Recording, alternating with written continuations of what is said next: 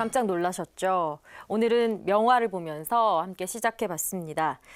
지금 옆에 보시는 이 그림이요. 프랑스의 유명한 사실주의 화가 구스타프 쿠르베의 절망에 빠진 남자라는 그림입니다. 절망에 빠진 남자. 제목 그대로 정말 절망적으로 보이지 않나요? 어떠세요? 남자의 표정도 막 어떤 거에 놀란 것처럼 보이는 것처럼, 그래서 생각지도 못했던 사람에게 배반을 당한 것이 아닌가, 그런 느낌이 들거든요.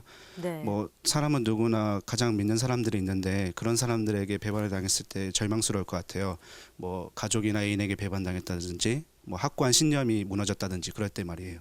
맞아요. 저도 그렇게 생각합니다. 정말 전 개인적으로 이 사람이 지금 친구한테 좀 큰 돈을 떼인 게 아닌가.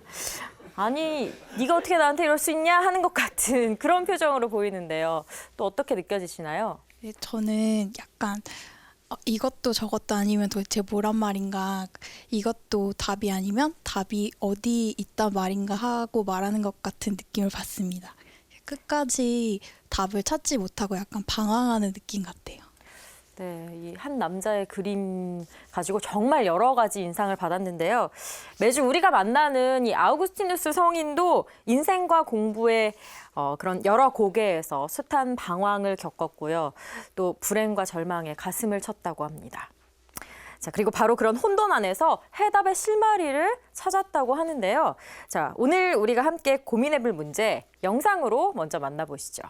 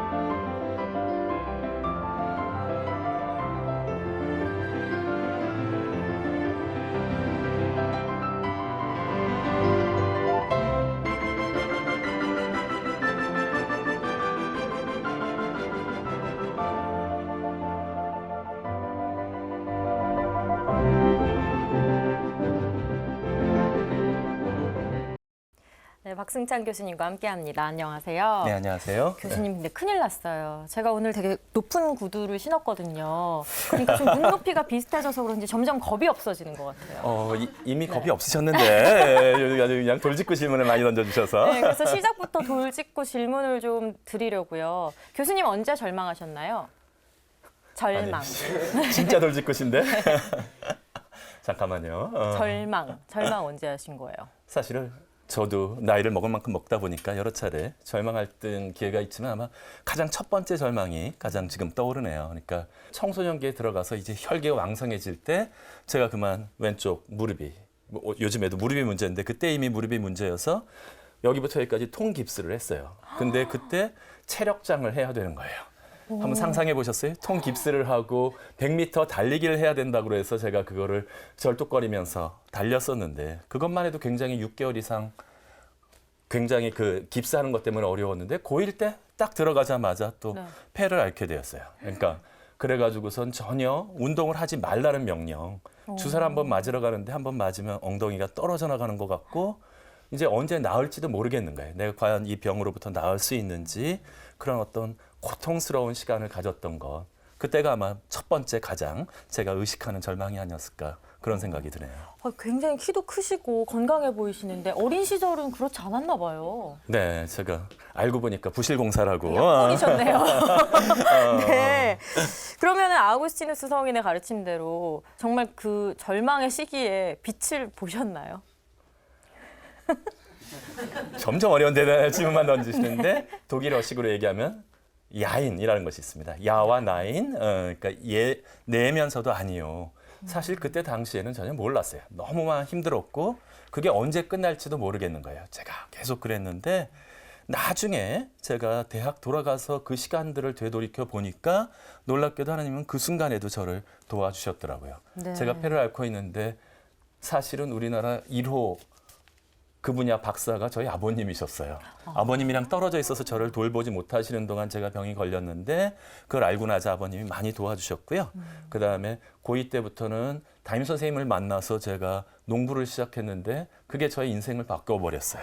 그다음부터는 엄청 건강해져서 지금과 같이 모든 운동을 하면은 저 박 교수는 운동 잘한다는 게 소문이 날 정도로까지 네. 변화가 되어버렸는데 나중에 되돌이켜보면 그게 은총의 시간이었지만 사실 그때 당시에는 전혀 못 느꼈기 때문에 선뜻 은총의 시간이었다라고 말씀을 못 드리겠네요. 그래도 결론적으로는 빛을 보셨다는 건데 저도 되게 힘들 때가 있거든요. 네. 그럴 때 언제 빛을 볼까 싶은데 그 와중에도 이제 볼 수 있다는 거를 오늘 강의를 통해서 좀 느껴보고 싶습니다. 우리는 인생의 가장 무거운 주제가 아닐까 싶어요. 절망과 불행에 대한 물음을 아우구스티누스 성인에게 던져봅니다.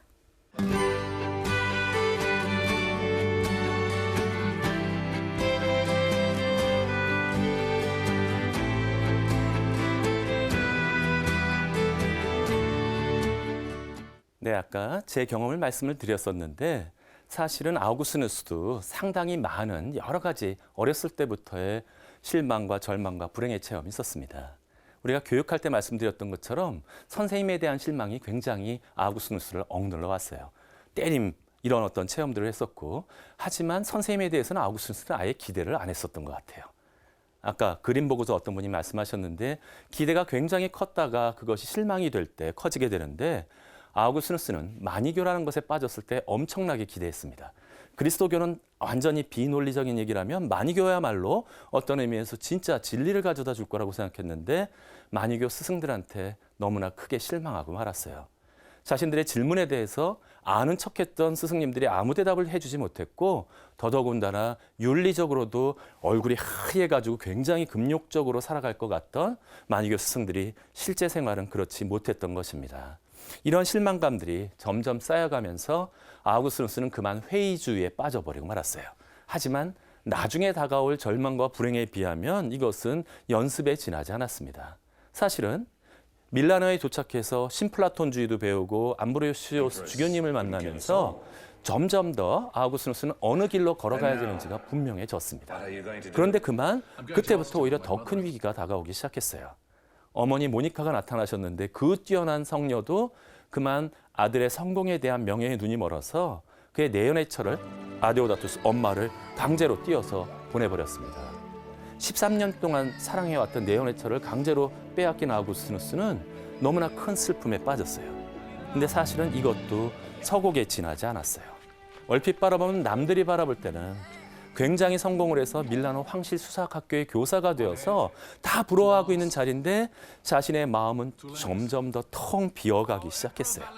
왜 그랬냐 하면 자신이 바라볼 때는 황제가 옳지 않다고 하는 사실을 아는데 성공하기 위해서는 황제한테 완전히 입에 발린 말을 해야 되는 거예요. 이 양반이 이렇게 훌륭하다라고 하는 것을 모든 국민들을 속여야 되는 역할을 아우구스티누스가 황실 대변인으로서 수사학교 교사로서 맡았던 것이었습니다. 알았어요. 이게 틀린 것을 아는데도 불구하고 자신이 명예와 부를 유지하려면 그 거짓을 행해야 될 수밖에 없는 그런 상황 속에서 가슴이 찢어져 나가기 시작했죠. 점점 힘들어졌어요. 외적으로는 행복감이 다가오면서도 불구하고 그래서 찾아든 것이 무엇이었다?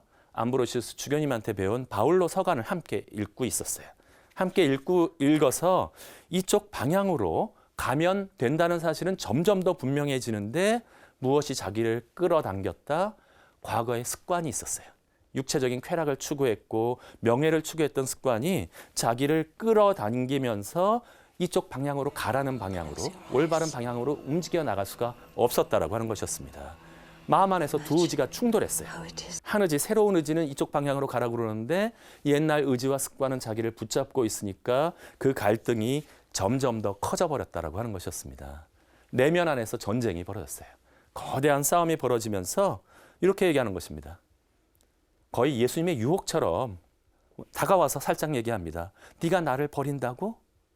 야, 너 정말로 나를 버리고 살아갈 수 있을 것 같아? 우리를 정말 버릴 거예요? 속삭이는 소리가 한편으로 자기를 쇠사슬로 묶어놓은 듯했고 또 다른 편에서 자기가 성경과 신플라톤주의에서 배운 내용으로 가자면 이 길로 나아가야 되는 그 갈등을 느끼게 되었습니다. 고백록에서 이렇게 얘기합니다. 도대체 주님 언제까지입니까? 내일 또 내일입니까? 왜 지금은 아닙니까? 어째서 바로 이 시각에 저의 추접을 끝장내지 않으십니까? 자기는 정말 끝장내는데 자기가 못하고 있을 때 그 갈등들을 느끼고 있었던 것이죠. 그 다음에 벌어진 일들은 여러분 저에게도 몇 번 들으셨습니다. 밖에서 똘렐레에게 집어서 읽어라라는 소리를 들려왔고 그것을 집어서 읽은 순간 바로 로마 서간을 읽고 너의 모든 것들을 욕망을 채우려고 육신을 돌보기는 하지 마십시오. 예수 그리스도를 새롭게 입으시오 라는 그 구절을 읽으면서 회개를 하게 되었던 것입니다.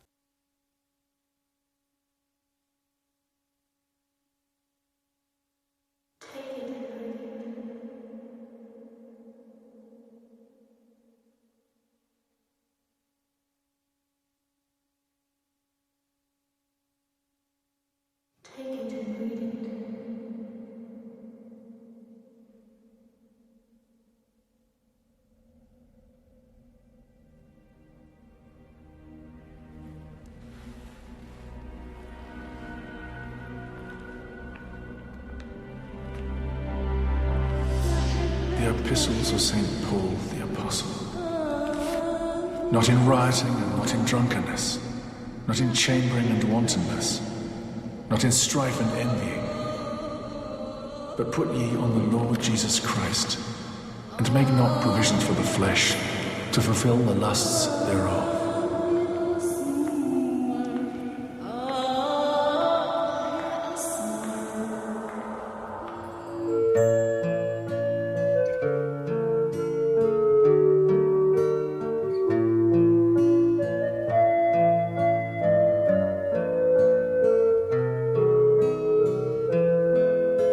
아우구스누스는 자신의 체험을 통해서 이 절망과 고통을 통해서 새롭게 자기를 돌아보는 계기를 마련하게 되었다.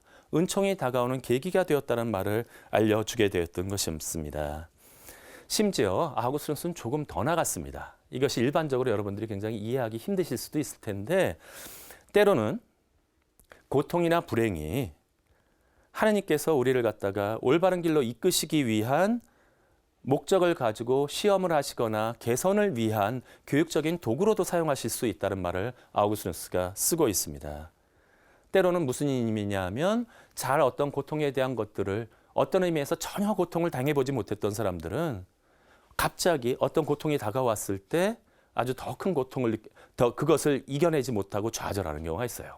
때로는 이러한 작은 어떠한 고통들이라고 한다면 이 고통이 더 큰 어떤 작은 아픔들을 이겨내는 데 있어 도움을 될 수 있다는 의미에서 아우구스누스는 그러한 의미에서 교육적인 수단이나 또는 개선을 위한 도구로도 고통은 사용될 수 있다. 심지어는 더 심한 경우는 어떻게까지 해석했다?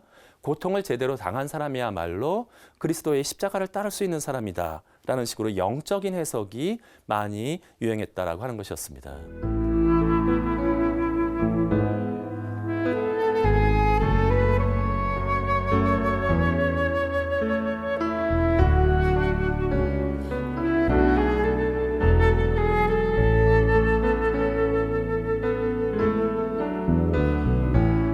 하지만 주의해야 될 것은 그렇다라고 해서 고통을 그렇게 미화하는 것만이 아우구스누스의 가르침은 아니었다라고 하는 것이었습니다. 아우구스누스는 고통이나 불행 자체는 극복되어야 하지만 그것들을 잘 분별하는 일들이 필요하다라고 얘기했던 것이었어요. 무슨 얘기냐? 고통을 잘 분별한다라고 하는 것은 우리들은 고통, 불행을 몽땅 다 한꺼번에 묶어서 이것은 모두 다 고통, 이거 모두 다 없어져야 돼요라고 얘기하는데 때로는 없어져야만 되는 고통들이 있고 없앨 수도 있는 고통들도 있지만 어떤 고통들은 아예 없앨 수 없는 고통도 있다라고 하는 것입니다. 질병으로부터 오는 것과 같은 경우에는 그것이 나을 수 있다는 확실한 보장이 없다라고 한다면 우리를 큰 절망에 빠뜨리고 불행으로 이끌 수 있는 위험 요소들이 또한 있습니다. 하지만 때로는 육체적인 질병은 의사 선생님한테도 도움을 받을 수 있고 많은 도움을 받을 수 있는 경우가 있어요.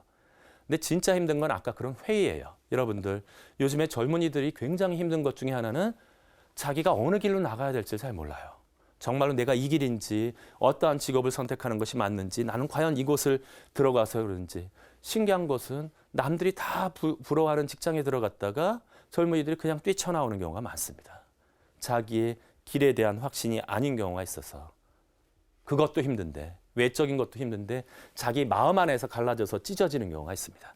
아까 아우구스티누스처럼 무엇이 어떤 것인지 한쪽의 의지는 이렇고 한쪽의 의지는 저쪽으로 달려나간다라고 하는데 회의와 마음의 갈라짐과 같은 경우가 바로 이러한 의미에서 또한 절망을 가져오기도 하고요. 한 가지 중요한 절망이 있습니다. 아우구스티누스는 뭐다? 절망의 주된 원인이 탐욕인 경우가 있다는 거예요. 탐욕.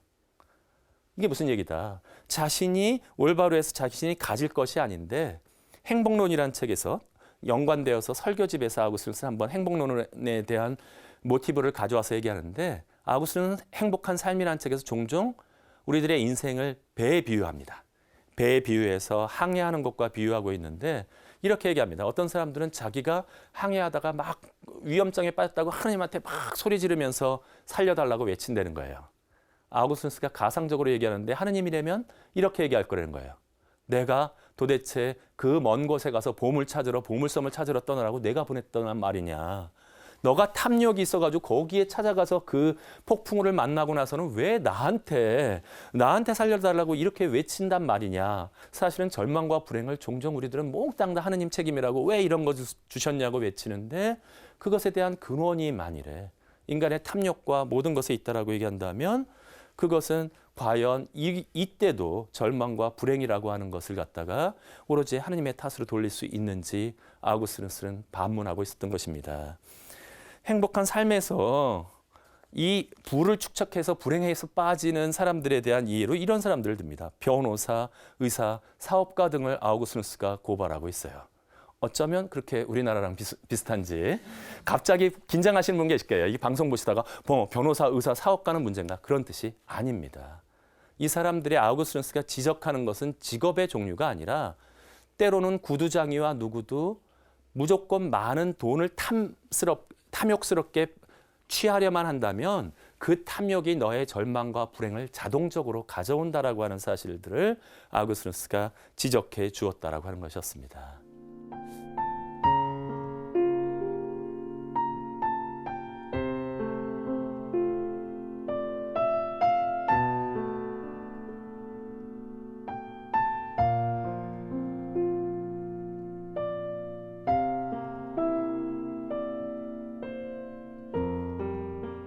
또 한 가지 절망과 관련해서 얘기하는 것은 그런 경우가 있잖아요. 자기가 행복하고 웃을 때는 친구들도 많습니다.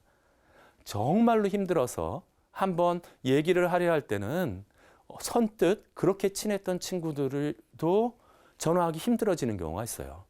그리고 그전까지는 내가 기쁠 때 그렇게 옆에 다가왔던 친구들이 하필 그때는 마음이 없는 것도 아닌데 자기를 도와주지 못하는 경우가 있어요. 절망 속에서는 그 큰 절망을 두 번째로 만들어주는 어려움이 있습니다. 고독입니다. 고독.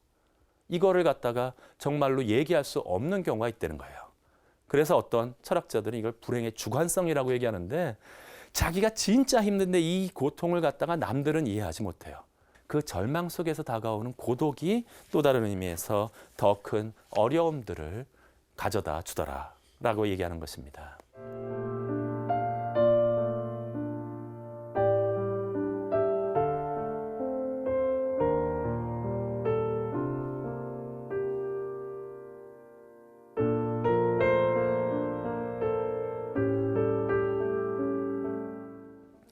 너무 어려움에 대한 분석만 했기 때문에 그러면 어떻게 극복할 수 있는지에 대한 이야기를 조금 말씀을 드려야 될 것 같아요. 아우구스티누스는 조금 너무 원론적인 이야기를 먼저 하게 됩니다.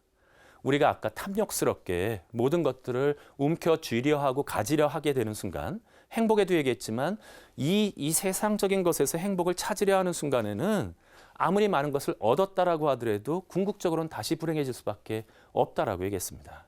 왜냐하면 얻지 못한 사람들은 그걸 얻겠다라고 나서 막 발버둥치고 이미 가진 사람들은 빼앗길까 봐 두려워하게 돼 있다는 거예요. 아우구스티누스는 어떻게 해야 된다? 조금은 이 모든 육체적인 것, 세속적인 것으로부터 벗어나가는 작업이 필요하다라는 얘기를 하게 됩니다. 그러면서 뭐라고 얘기냐면 이걸 훈련하는 과정이 필요한데 그래서 아예 이렇게 제안해 줍니다. 시간을 정하고 영혼의 건강을 위해 따로 시간을 내야 할 것이다. 신기하게 많은 분들이 진짜 헬스하시고 뭐 퍼스널 트레이닝도 받으시고 많이 하시는데 영혼에 대해서 자기가 영혼의 건강을 위해서는 따로 시간을 못 내시는 것 같아요. 정말로 아우구스누스는 따로 시간을 내서 이 감각의 속박으로부터 자유로워지는 것이 필요하다라는 제안을 한번 해줍니다. 여러분들 한꺼번에 다 내기 어렵다면 저희들도 무진장 바쁘게 살면서도 진짜 여기까지 힘들었다라면 제철랑 함께 도망가는 경우가 있습니다. 어디로 도망가냐 하면 개인적인 피정을 할 수 있는 곳으로 도망갑니다.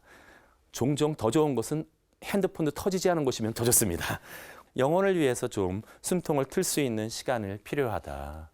하지만 아우구스누스 자신이 알고 있었어요. 이게 얼마나 힘든지. 육체로부터 벗어나가서 습관으로부터 벗어난다라고 얘기할 때 아우구스누스는 이 과정이 얼마나 힘든지를 아주 상세하게 고백록에서 이야기하고 있습니다. 이런 거예요. 자기가 올바른 길로 가고 싶다라고 얘기하면서도 육체적 습관이 얼마나 무서우냐 하면 잠깐만 더 자도록 내버려 두시오. 야행성 인간들이 이게 무슨 뜻인지 압니다. 저희 집안에도 한 분이 계신데 그러니까 이거 뭐냐면 마음은 항상 일깨워져서 항상 일어나려고 노력을 하고 있는데 이 아침의 시간은 그 10분이나 1시간이 1시간 같지가 않아요. 정말로 온몸을 짓누르는 것 같다라고 얘기합니다. 무슨 뜻인지 아시겠죠? 진짜 손같이 힘들 때 조금만 더 자도록 내버려 두라고 하는 그 고백을 육체적인 습관으로부터 벗어나는 것이 얼마나 어려운지를 갖다가 이야기하고 있었다. 아우구스누스는. 이게 몰라서 그런 것이 아니라는 거예요. 그래서 아우구스누스가 의지가 강조했다는 건 뭐였냐 하면 자신의 의지가 강하게 이것을 완벽하게 결정하지 못했기 때문에 라고 아우구스누스는 얘기합니다. 의지라는 모습이 여러분들한테 진정한 의미에서 결점이 된다라고 얘기한다면 절망을 벗어나기 위한 걸음도 시작할 수 있을 것이다라고 아우구스누스는 초대하고 있었다라고 하는 것이었죠.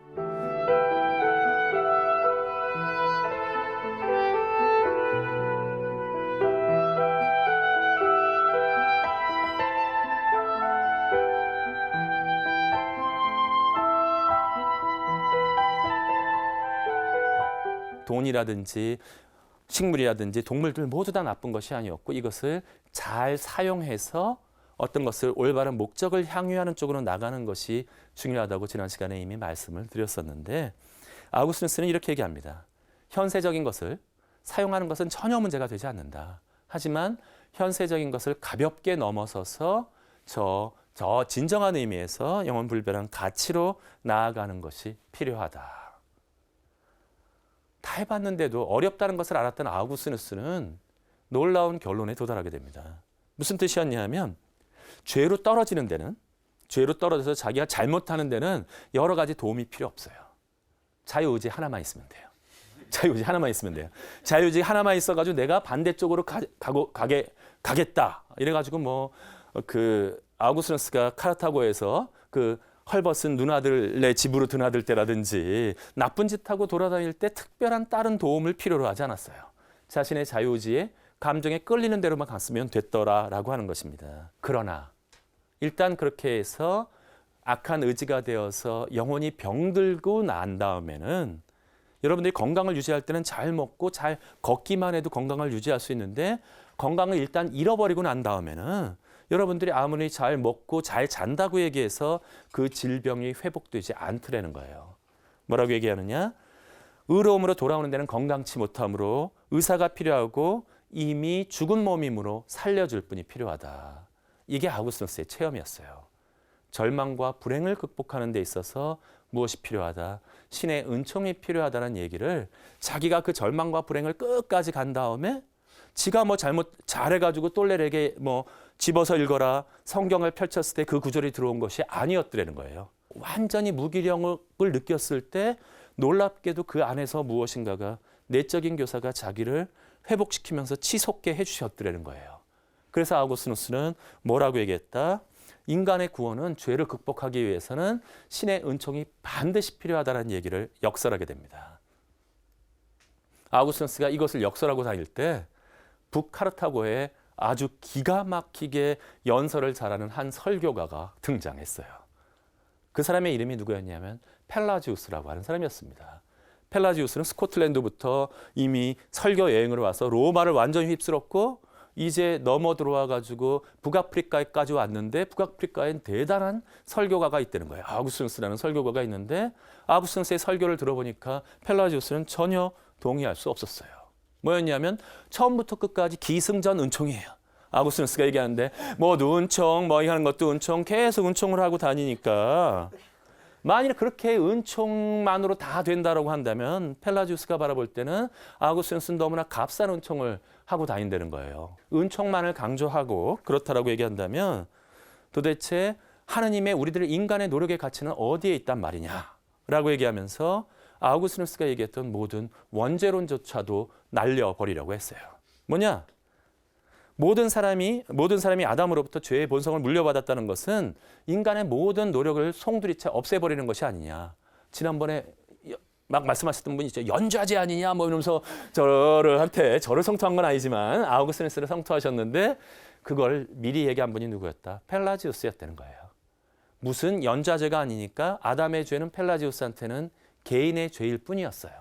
펠라지우스는 자신의 공로에 따라서 얼마든지 하느님의 은총을 받을 수 있기 때문에 우리가 열심히 노래하면 하나님께서 더 큰 공로 은총을 주시니까 우리는 행복해질 수 있고 모든 것에 대한 구원에 대한 힘은 우리의 손아귀와 우리의 힘 안에 있다라고 강력하게 연설을 하고 다녔습니다.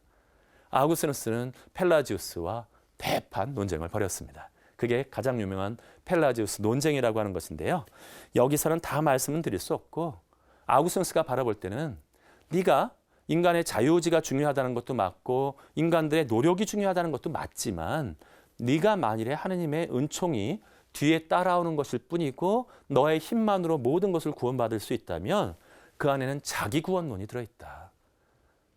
내가 모든 것을 해서 나는 구원에 도달할 수 있다는 그것이 숨어 있다면 도대체 네 말이 맞다면 예수 그리스도가 왜 돌아가셨겠느냐.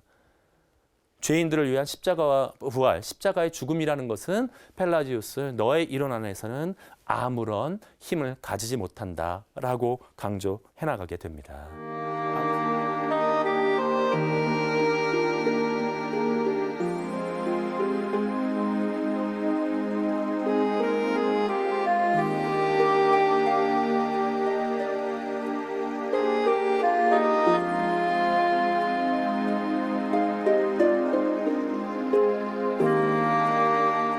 정말로 무조건적으로 우리들은 고통과 불행을 이렇게 살아가면서 해야 될까요? 근데 신기한 것이 하나 있습니다.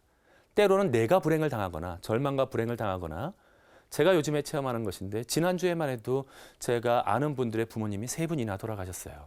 내가 사랑하는 사람들이 많아지면 많아질수록 절망하거나 불행하거나 마음이 아플 일들이 점점 더 커집니다. 정말로 내가 신기한 것이 내가 고통을 받지 않을 때 내가 고통을 받거나 때로는 내가 사랑하는 이들의 고통을 받는 것이 나에게 짐으로 다가오는 경우가 있더라는 거예요. 가장 고통을 안 받는 방법은 누구도 사랑하지 않는 거예요. 누구도 사랑하지 않는 것이 하나의 해결책이겠지만 그렇게 할 수도 없습니다. 시몬느 베이유라는 사람이 아우구스티누스의 영향을 많이 받았는데 아우구스티누스의 정신을 이렇게 대변해 줬어요. 만일에 정말로 고통을 받지 않기 위해서 아무도 사랑하지 않게 된다면 그때는 우리가 사랑하기를 그칠 때 하느님은 존재하지 않게 된다라고 얘기했습니다. 하느님의 죽음은 니체라는 사람이 신의 죽음을 얘기했지만 시몬느의 베유가 봤을 때는 고통받지 않기 위해서 관계를 끊어버리고 사랑을 멈춰버린다라고 얘기한다면 그때야말로 신의 죽음일 것이다 라고 얘기하는 것이었습니다. 이렇게 생각해 주시면 좋을 것 같아요. 절망과 불행이라는 것은 그 누구도 저주지 못한다. 누군가 그것을 저줄 수 있다고 생각할 때 우리의 절망은 더 커지는 것 같아요. 한편으로 철저하게 고독한 것이야말로 큰 절망이지만 만일에 내가 그 절망을 한 번이라도 겪어본 사람이라면 그 곁에서 완전하게 나를 이해하지는 못하더라도 그저 가르치려 들지 않고 손을 잡아주는 그 따뜻한 손길이 나한테 얼마나 위안이 되는지 아실 수 있을 것 같습니다. 절망과 불행은 홀로 서면서도 누군가를 절망과 불행을 겪는 사람을 함께 걸어줄 때 우리들이 그것을 극복해 줄 수 있지 않을까. 아우구스티누스가 절망과 불행에 대해서 자신의 절망을 그렇게 솔직하게 얘기했던 것은 바로 그 걷는 길을 하기 위한 것이었고요. 아우구스티누스는 사랑의 사도로서 주교님으로서 그 이후에 나머지 모든 생을 회개한 장발장처럼 그 사랑을 함께 걸어주는 길을, 이웃의 사랑을 통해서 함께 걸어주는 길에 모든 생을 바치셨던 것 같습니다. 그분을 통해서 여러분들이 절망과 불행을 극복하기 위한 작은 단서를 얻으셨기를 바라는 마음으로 강의를 마치도록 하겠습니다.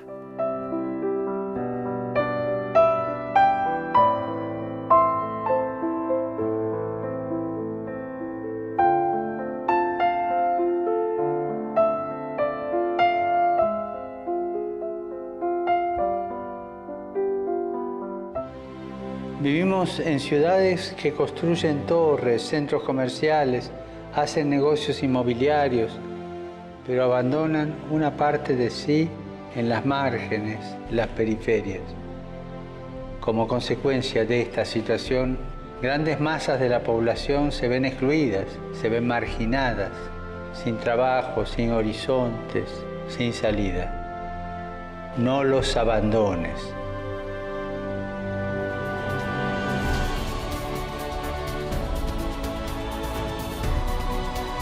Pedí conmigo por aquellos que están agobiados, especialmente los pobres, los refugiados y los marginados, para que encuentren acogida y apoyo en nuestras comunidades.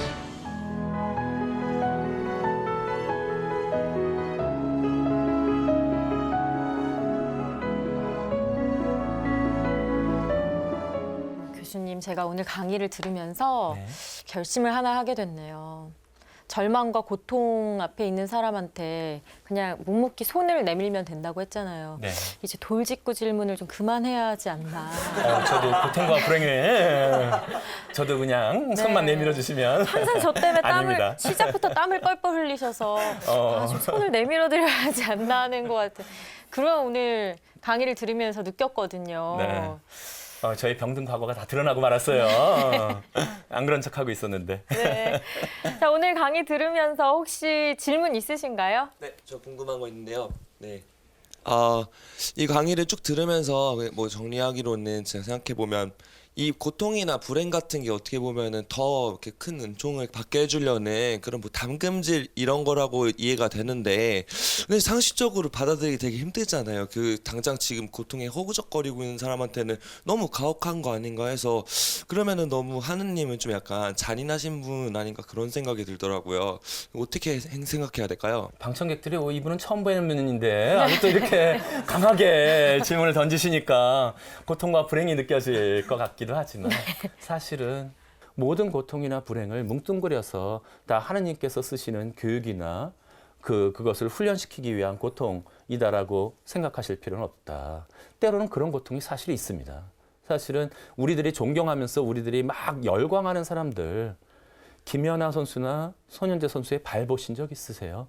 정말로 그 발이 다 이그러질 정도로 그 고통을 갖다가 겪어냈기 때문에 다가갈 수 있는 어떤 그러한 고통이 있다는 사실들도 다른 의미에서 단련이나 실현에 대한 고통으로는 생각할 수 있는 부분들도 있기는 있습니다. 그렇기 때문에 모든 고통이나 이러한 불행들을, 그러나 모든 고통이나 불행을 갖다가 실현이나 개선하기 위한 것으로 쓰는 것은 이야기가 되지 못하는 경우도 많다. 많은 경우는 하느님이 아니라 우리 스스로 그것에 의해서 약이 되는 고통들이 굉장히 많아요. 아까 탐욕에 대한 부분, 그걸 하느님께서 주셨다고 계속 얘기하지만 자신의 실패가 과도한 탐욕으로부터 온 것이라면 그것은 또 다른 의미에서 다르게 해석돼야 될 고통이라는 생각이 들고요. 또 다른 것이 있습니다. 그게 전에 악 다룰 때 우리들이 몇 차례 얘기했는데 악의 사회성이라는 것이 있습니다. 악의 사회성이라는 것이 뭐냐 하면 전혀 이해하지 못하시는 한 분, 탄핵받은 한 분 때문에 사회 전체가 고통을 받는 경우가 있습니다. 이러한 고통과 같은 경우에는 이걸 꼭 하느님이 어딘가 들어가셔서 조종을 해가지고 그것을 꼭 하게 되었다라고 생각할 필요는 없다. 이러한 고통들은 무슨 고통이라느냐 하면 지양될 수 있는 고통이고 없애버릴 수 있는 고통이고 없애야만 하는 고통이라고 하는 것입니다. 이러한 고통까지도 교육이니 선에 그한 것이니 이럴 필요가 없다라고 하는 것이에요. 이 사회적인 고통은 제가 마지막 강의에 좀 말씀을 드리겠지만 이러한 고통들은 우리가 틀림없이 싸워서 없애버려야 되는 고통들이고 예외적으로 우리들이 받아들여야 되는 고통, 이러한 고통들은 우리가 아무리 하려도 할 수 없는, 지향될 수 없는 고통들이 있습니다. 질병이라는 고통 또는 죽음이 다가오는 죽음과 같은 것은 어떻게 할 수 없는 경우들도 있습니다. 이러한 고통들, 그러한 고통들은 어떻게 하겠냐라고 하는 것이 바로 아우구스티누스가 고민했던 부분 중에 하나였고요. 아우구스티누스는 이렇게 표현합니다. 하느님의 전능은 고통을 몽땅 다 없애버리거나 그런 것이 아니라 때로는 악조차도 선으로 바꾸실 수 있는데 그의 전능함이 드러난다라는 얘기를 합니다. 아까 예를 몇 개를 들어보면 어떤 탐욕스러운 사람들이 그렇지 않았으면, 실패를 안 했으면 전혀 모르고 계속 죽을 때까지 달려갔을 텐데 하나의 실패가 고통으로부터 돌아오든지요. 아니면 어떤 것이 있냐면 고통 당하는 사람이 옆에 있을 때 그것을 보고 어떤 그리스도 교인이나 착한 사마리아 사람이 가서 그의 고통을 덜어주는 손길을 내몬다면 그 악이라는 고통이 또 다른 의미에서 선으로 바뀔 수 있는 그런 케이스들 때문에 아마 그런 예를 들지 않으셨을까. 그러나 질문은 맞는 것은 모든 고통을 그런 식으로 얘기하면서 하나님께서 주시는 그냥 훈육 수단이나 이런 것이라고 생각한다면 하나님은 너무나 잔인한 하나님이 되실 것은 충분히 공감할 수 있을 만한 반론이라고 생각합니다. 네. 근데 저도 비슷한 생각을 했거든요. 네. 뭔가 그러니까 사랑을 할 때도 고통을 겪잖아요. 첫사랑 때는 진짜 뭣도 모르고 사랑해서 서로 그냥 막 힘들잖아요. 네. 나도 상대를 힘들게 하고 상대를 나를 힘들게 하고 대신 그 시기가 지나면은 조금 더 성숙한 한층 성숙된 그런 사랑을 할 수 있잖아요. 근데 이 정도의 고통은 뭐 견뎌낼 만하다고 생각해요. 근데 진짜 강의 중에 말씀하신 세월호 참사 부모님들이라거나 유가족들이라거나 뭐 아이를 잃고 정말 죽지 못해 사는 부모에게 불행이 의미가 있다. 또 절망 속에서 빛을 발견할 수 있다. 이렇게 얘기하면 그건 좀 예의가 아닌 것 같은 생각이 들어요. 그러니까 그런 입장에서 이 절대자를 뭔가 변호하기 위한 게 아닌가 싶어요. 절대자는 세상 일에 관여하지 않는다. 뭐 이런 건가요? 어떤 의미에서 너무나 고통스러워서 아무 질문도 나오지 않는 시기가 있지만 지금처럼 3년 이렇게 되면 진짜 여러 가지 의문들이 떠오릅니다. 어떻게 된 것일까? 이게 내 탓인가? 내가 무엇을 잘못했기 때문에 내가 보내지 않았으면 어떻게 했을까? 모든 질문들이 나오는데도 길이 찾아지지 않아요. 이럴 때 이게 뭐냐면 무의미한 고통처럼 느껴지는 거예요. 모든 이 고통들이 아무 의미 없이 정말로 아무런 가치가 없이. 그런데 저는 세월호 부모님들 뵈면서 놀라운 때가 있어요. 자신들이 살아 들어온 애들이 고개를 푹 숙이고 다가올 때 그들을 안아주시는 어머님들 표정 한번 보셨어요?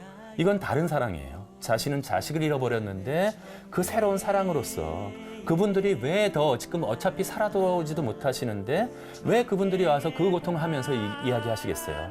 그분들 진심으로 하시는 말씀이 있어요. 다시는 이런 일들이 우리나라에서 일어나지 않도록 하기 위해서 하신다는 거예요. 이런 어떤 고통에 대한 이런 부분들이 하는 것은 그분들은 자기 아이들이 죽은 무의미한 죽음이 아니라는 사실들의 의미를 찾고 계세요. 그런 의미라면 또 다른 의미에서 그 아이들의 고통을 함께 찾아주는 것은 너무나 소중한 부분이라는 거예요. 그래서 제가 그리스도교 신자들이나 성직자, 수도자들한테 꼭 부탁드리는 것이 있어요. 너무 빨리 얘기하지 마세요. 아우구스티누스는 이러한 길이 있다는 것을 남겨놓았지만 그 길을 찾아가야 되는 것은 그분들이 스스로 찾아가는 것이지 외부에서 아직 읽지도 않았는데 외부에서 고통을 강요하면서 이런 뜻의 해석이 있다라고 제시할 수 없다라고 하는 거예요. 그럼에도 불구하고 제가 기도하는 것은 있어요. 그럼에도 불구하고 작은 의미를 어떠한 형태로든지 그래서 이럴 때 필요한 게 은총인 것 같아요. 그분들의 마음과 깊은 곳에서 하는 것은 우리들이 할 수 있는 것은 아니고 정말로 함께 해나가면서 이것이 마지막 이야기가 아니었다. 이 고통이 그것만 있다라고 하더라도 작은 빛을 가지고 그것으로 걸어나갈 수 있지 않을까. 그런 희망을 한번 가져봅니다. 나의 사진 앞에 서 있는 그대 제발 눈물을 멈춰요. 나는 그곳에 있지 않아요. 정말 그 고통을 겪고 있는 분들 앞에서 이렇게 얘기할 수는 없고 정말 교수님 말씀처럼 옆에서 뭔가 공감을 해주는 것만으로도 도움이 되지 않을까 싶지만 또 한편으로는 그 고통이 무의미한 게 아니라 정말 빛으로 나아가는 길이다 하는 거 요거를 꼭 기억해야 될 것 같습니다. 또 혹시 질문 있으신가요? 인간의 불행 같은 것도 극복하는 건 결국 우리 인간이고 어떤 고통 같은 것도 이겨내는 건 결국에 우리 인간인 것 같습니다. 근데 뭐 우리가 울고 있을 때 하느님께서 은밀히 우리 옆에 계셨다 이런 얘기들은 결국에는 어떤 우리 인간 의지에 하느님께서 숟가락만 하나 얹으시는 게 아닌가 이런 생각이 세신데요? 들어서요. 그러니까 우리 스스로가 이게 인간 스스로가 역경을 이겨내고 고통을 이겨내고 결국에는 구원에 이르는 길까지 개척해 나간다는 이런 생각이 정말 오만한 생각일지 좀 궁금합니다. 예. 네, 왜 불경한 질문이라고 하셨는지 이제 알 것 같아요. 그러니까 우리가 다 차려놓은 고통으로 차려놓은 밥상에 하느님이 숟가락 하나 딱 얹으셨다 이 얘기죠. 네. 네, 아까 말씀드린 것처럼 너무나 고통스러웠고 또 무죄한 이들의 고통을 만날 때마다 그런 느낌이 드시는 건 또한 얼마든지 공감이 갈 수 있는 것 같습니다. 그래서 아우구스누스가 부정하려 하지 않았던 건 뭐냐면 인간이 스스로 노력해야 된다는 것을 부정하려 하고 싶지 않았을 것 같고요. 자유의지를 가지고 있다는 것 자체도 아마 부정하지 않았을 것 같아요. 근데 아우구스누스가 함께하지 못했던 건 뭐냐면 내 스스로 모든 구원에 도달할 수 있다라고 하는 생각과 같은 것들은 아우구스누스가 함께 가지 못했던 것 같습니다. 그러나 여기서 하나가 중요한 것은 아우구스누스가 자유의지라든지 인간이 결정하는 것 스스로의 중요성을 없애버리거나 그러려고 했던 것은 아니었다. 아우구스누스의 생각은 좀 이런 것이었습니다. 쉽게 얘기하자면 한군적으로 해서 이렇게 얘기하는데 내가 진짜 자랑할 수 있는 것이 있을까? 뭐를 잘해서 자랑할 것이 있다면 그것조차도 하나님께서 주신 것이라는 생각을 아우구스누스가 고백록에서 누차 얘기하고 있습니다. 내가 진짜로 지가 해보려고 그러는데 다 실패했는데 내가 하나님께 되돌아가게 되었을 때 그것은 오히려 이 모든 것조차도 하나님께 주신 것이 아닙니까? 나의 자유의지와 올바른 결단을 내리게 된다면 그 이전에 은총이 들어와 있다라고 하는 사실을 고백한 것이었고요. 그렇기 때문에 펠라지우스와 겹치는 부분도 있고 공유하는 부분도 있고 은총과 자유의지를 둘 다 인정하려는 부분은 인정이 되지만 아우구스누스는 어떤 의미에서 은총 쪽을 좀 더 강조한 데서는 아주 깊이 있는 차원에서 그렇게 얘기할 수 있었다라는 말씀을 한번 드려봅니다. 아마 충분한 대답이 안 된 것 같은 느낌은 들지만 이제 하나님께서 요약해서 말씀드리자면 하나님께서는 자유의지를 없애버리거나 이래가지고서 모든 것들을 자기가 원하는 대로 끌고 가시려는 것이 아니라 인간들이 자유의지를 통해서 하나님으로부터 멀어갈 경우 강제로 끌고 들어와서 의지를 몽땅 다 뺏어버리고 나서 그렇게 하지는 않으시지만 그럼에도 불구하고 계속해서 기다려주면서 그것을 하고 계시다라는 말씀은 좀 더 멋있게 설명을 드리고 싶지만 반복해서 아우구스누스가 했던 이야기를 드릴 수 있는 것밖에 저한테 주어지지 않았네요. 우리가 정말로 신앙 안에서 뭔가 절망과 불행을 이겨내고 현실적으로나 아니면 영적으로나 굳세게 좀 일어서서 다시 나아가려면 그러려면 어떻게 해야 할까요? 스레 아나운서랑 아우구스누스 성인이랑 짠 것 같습니다. 네. 이럴 줄 알고 그거를 또 저는 요약을 잘 못하는데 아우구스누스 성인이 미리 요약해 놓은 것이 있습니다. 어떻게 계속해서 다시 쓰러질 때 어떻게 하는 것이 도움이 됩니까? 라고 똑같은 어떤 제자들이 질문했을 때 세 가지를 얘기를 들었어요. 사랑과 성경과 모범 이렇게 얘기를 했었는데 성경 말씀과 사랑이라고 하는 것은 어떤 의미에서 가지고 있는 그 강한 사랑들이 첫 번의 길을 내딛게 된다라는 것을 얘기하게 되는데 맨 처음에 출발점은 누군가를 사랑하는 그 힘이 좌절과 그것을 하는 힘이 되는데 하지만 그 사랑이 계속 그 힘을 견뎌낼 수 있게 해주지 않아요. 그럴 때 쓰는 게 뭐다? 성경의 말씀이 도움을 주더라는 거예요. 성경을 갖다 읽는 것이 때로는 전혀 공감이 안 되던 구절들이 진짜 딱 느낌이 되는 경우 있어요. 그때 절망과 불행이 극도에 도달했을 때 들어오는 구절이 뭐다? 그게 아마 산상수훈 같은 걸 거예요. 슬퍼 우는 사람들. 네가 진짜 바닥까지 떨어졌니? 그러면 이제 올라갈 길밖에 남지 않았어. 네가 정말 그렇게 할 때 내가 너를 들어서 독수리의 날개에 올려다 줄게. 라는 그 위안을 받을 수 있다면 되는 거고요. 그게 너무 멀게 느껴진다면 모범이 되는 것 같아요. 우리 순교자들의 고통이 우리가 특별하게 순교자 성호를 하는 이유는 우리가 아무리 고통스럽다고 해도 그분만큼들은 못 되는 것 같아요. 그러한 모범들이 우리들의 어려움을 함께 걸을 수 있는 위안들이 되지 않을까라는 말씀 한번 드려보고 싶습니다. 네, 사랑, 성경, 모범 이 세 가지를 기억하면서 좀 빛으로 나아갈 수 있게 이번 한 주는 사랑을 좀 많이 실천하는 그런 한 주 보내시고 다음 이 시간에 또 강의 이어가도록 하겠습니다. 사랑을 많이 실천하는 한 주 되시고요. 다음 이 시간에 찾아뵙겠습니다. 함께해 주신 여러분 고맙습니다.